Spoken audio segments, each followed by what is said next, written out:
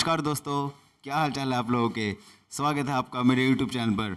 दोस्तों, आज के इस वीडियो में हम वाइकिंग्स के एक ऐसे करैक्टर के बारे में बात करेंगे जिसकी वजह से वाइकिंग दूसरे देशों पर रेड करते थे, जिसकी मदद से ही वाइकिंग्स इंग्लैंड और पेरिस जैसे देशों तक पहुंच पाए थे। जी हाँ, आज के वीडियो में हम बात करेंगे फ्लोकी द बोट बिल्डर के बारे में। तो चलिए दोस्तों, बिना देर किए शुरू करते हैं। We have someone special to visit. His name is Loki. Loki. Like Loki, the god? आप में से जिन लोगों ने वाइकिंग्स देखा है उनमें से फ्लोकी कई लोगों का फेवरेट कैरेक्टर रहा होगा। जी हाँ, फ्लोकी का कैरेक्टर काफ़ी दिलचस्प है। अगर वेब सीरीज़ की स्टोरी लाइन की हम बात करें तो हम देखते हैं फ्लोकी रैग्नार लोथब्रोक का एक बहुत अच्छा दोस्त है और वह उसके लिए नाव बनाता है। फ्लोकी एक बेहतरीन बोट बिल्डर था जिसकी नाव की मदद से ही वाइकिंग्स दूसरे देशों पर रेड कर पाए थे और इंग्लैंड, पेरिस जैसी कंट्रीज तक पहुंच गए थे। फ्लोकी एक बहुत ही रिलीजियस पर्सन था जो अपने देवताओं में बहुत ही ज़्यादा विश्वास रखता था और ऐसा हमें इस सीरीज़ में कई जगह पर दिखाया भी गया है। दोस्तों, फ्लोकी की जो स्टोरी लाइन है वो सीज़न 5 में आकर काफ़ी इंटरेस्टिंग हो जाती है, जहां हम देखते हैं कि फ्लोकी एक नई जगह खोजने निकला है, जहां पहुंचकर उसे काफ़ी इंटरेस्टिंग चीज़ें देखने को मिलती है, जिसे देखकर उसे यह लगता है कि ये देवताओं की भूमि है, ये लैंड ऑफ गॉड्स है। उसके बाद वो कैटिकट वापिस आकर अपने साथ कुछ और लोगों को ले जाता है और वहाँ सेटल होने की कोशिश करता है। दोस्तों, ये तो हमें सीज़न में दिखाया गया है, लेकिन रियल लाइफ में फ्लोकी की स्टोरी लाइन कुछ इससे ही मिलती जुलती है, लेकिन वो थोड़ी अलग है। रियल लाइफ में फ्लोकी ने कौन सी ज़मीन खोजी थी और उसको कैसे खोजा था, आज के इस वीडियो में हम उसी के बारे में बात करेंगे। वाइकिंग्स में फ्लोकी का जो करेक्टर है वो रियल वाइकिंग रैफना फ्लोकी विल्गेडर्सन की लाइफ से इंस्पायर है। फ्लोकी का जन्म 830 एडी में हुआ था और उनके पिता का नाम ग्लैमूर और उनकी माता का नाम विलेगे डोहार डॉटर था। दोस्तों, फ्लोकी ने जो ज़मीन की खोज की थी उसको आज हम आइसलैंड देश के नाम से जानते हैं। दोस्तों, आइसलैंड की एक किताब लैंडनैम बुक यानी बुक ऑफ सेटलमेंट, जिसमें settlement of Iceland by Vikings during the 9th एंड 10th सेंचुरी को रिकॉर्ड किया गया है, उसमें हरफैना फ्लोकी का जिक्र आता है।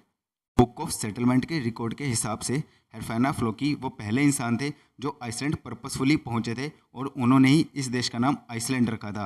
हालांकि उनसे पहले दो और वाइकिंग्स नेडोडर और गेडार सर्वासन इस धरती पर पहुंचे थे, पर ये दोनों यहाँ एक्सीडेंटली पहुंचे थे। इससे पहले वाइकिंग्स नोडोडर जो नॉर्वे से फ्लोर आइलैंड की तरफ जा रहे थे, रास्ता भटकने की वजह से आइसलैंड पहुंच गए और आइसलैंड पहुंचने के बाद उन्होंने यहाँ लाइफ खोजने की कोशिश की, लेकिन जब उन्हें यहाँ लाइफ का कोई साइन नहीं मिला तो फिर वो वहाँ से वापस फ्लोर आइलैंड की तरफ चल दिए।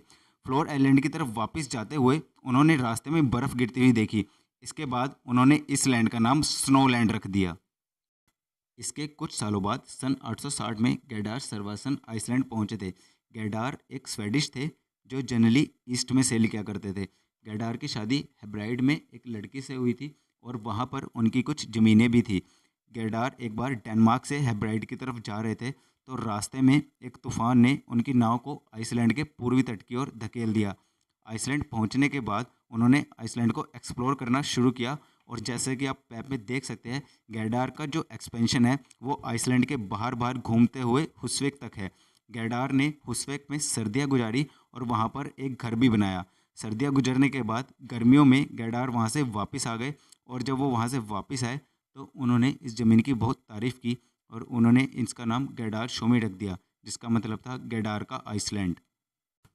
फ्लोकी ने गेडार की कहानियाँ सुन रखी थी और वह इस आइलैंड को लेकर काफ़ी क्यूरियस था। उसने डिसाइड किया कि वह इस आइलैंड को खोज निकालेगा। सन 868 में फ्लोकी अपनी फैमिली और अपने 3 साथी हरजोल्फ, फैक्सी और थेरलोफ के साथ इस आइलैंड को ढूंढने निकल पड़ा। फ्लोकी ने अपनी यात्रा वेस्ट नॉर्वे से स्टार्ट की और वह सबसे पहले शटलैंड आइलैंड की तरफ गया।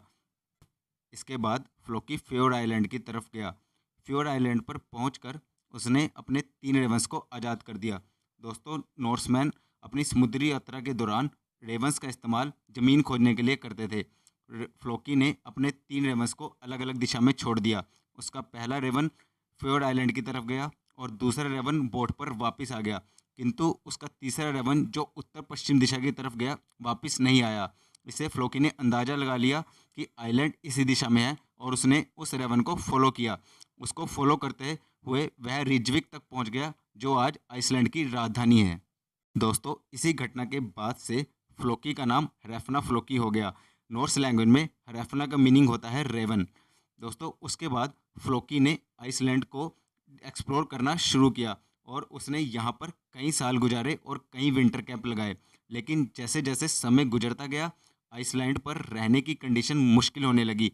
उसके बाद फ्लोकी ने डिसाइड किया कि वह वापस नॉर्वे जाएंगे। जब वह आइसलैंड से वापस नॉर्वे जा रहे थे तो रास्ते में फ्लोकी ने एक दर्रा देखा। दर्रा यानी पहाड़ों के बीच का समुद्री भाग जो बिल्कुल बर्फ़ से ढका हुआ था। उसके बाद से ही फ्लोकी ने इस ज़मीन का नाम आइसलैंड रख दिया। फ्लोकी और उसके साथी जब नॉर्वे वापस पहुंचे तो वहां के लोगों ने इनसे आइसलैंड के बारे में पूछा। तब फ्लोकी ने कहा कि वो ज़मीन बिल्कुल शापित है और वर्थलेस है। लेकिन उसके साथी हेरजोल्फ और थोरोलोफ ने इस ज़मीन की तारीफ़ की। ऐसा कहा जाता है कि फ्लोकी कुछ सालों बाद आइसलैंड वापस गया था और वह अपनी मृत्यु तक आइसलैंड में ही रहा। फ्लोकी की मृत्यु की एग्जैक्ट डेट तो कहीं रिकॉर्ड नहीं है, लेकिन book of settlement of Iceland में ये जरूर बताया गया है कि फ्लोकी की मृत्यु आइसलैंड में ही हुई थी। तो दोस्तों ये थी फ्लोकी द बोट बिल्डर और आइसलैंड की कहानी। आशा करता हूँ आपको आज का वीडियो पसंद आया होगा। अगर आपको ये वीडियो पसंद आया तो इस वीडियो को लाइक कीजिए और अपने दोस्तों के साथ शेयर कीजिए। और अगर आप चैनल पर नए हैं तो चैनल को सब्सक्राइब कीजिए। मेरा वीडियो देखने के लिए और चैनल को सब्सक्राइब करने के लिए धन्यवाद।